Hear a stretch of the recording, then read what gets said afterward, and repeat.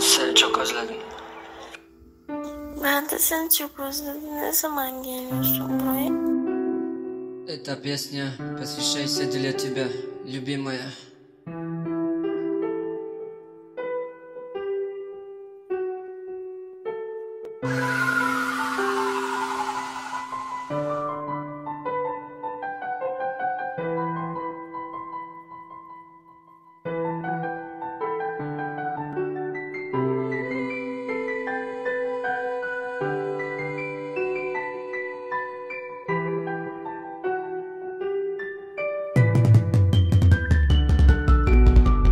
Senin sesin uzaktan gel ya. Mende çıdamlık yok akıyı seni göresim gel ya. Tutasım gel ya. Akça ellerin bana güç beryandır. Su içi dillerin gitmerin. Yanından hiç gitmerin. Çünkü gerçek kuda güyser seni gözlerim. Seyret güneşi biz için nur açıldı. Bizi ayıracak bolyanlar binası yıkıldı.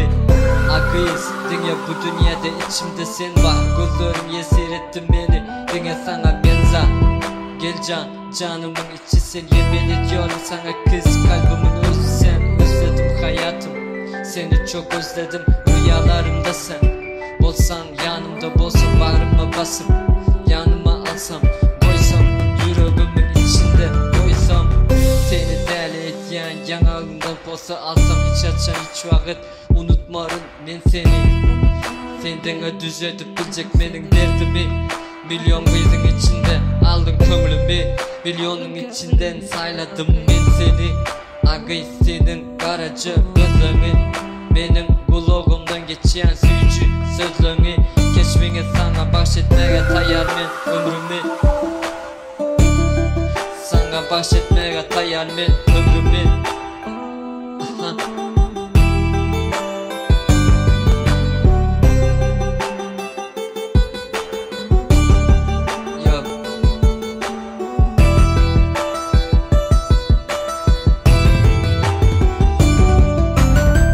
Senin sesin uzaktan gel ya. Mende çıdamlık akıyı seni göresim gel ya. Tutasım gel ya. Akciğerlerin bana güç beryandır. Su içi dillerin gitmerin. Yanında hiç gitmerin. Çünkü gerçek kuda güyser seni gözlerim. Seyret güneşi biz için nur açıldı. Seni ayıracak bolyanlar binası yıkıldı. Akıyız dünya bu dünyada içimde sen var. Gözlerim yesirettin beni. Canımın içisi yemin ediyorum sana kız kalbim sen. Özledim hayatım, seni çok özledim. Rüyalarımda sen bolsan, yanımda bolsan, bağrıma basıp yanıma alsam, koysam yüreğimin içinde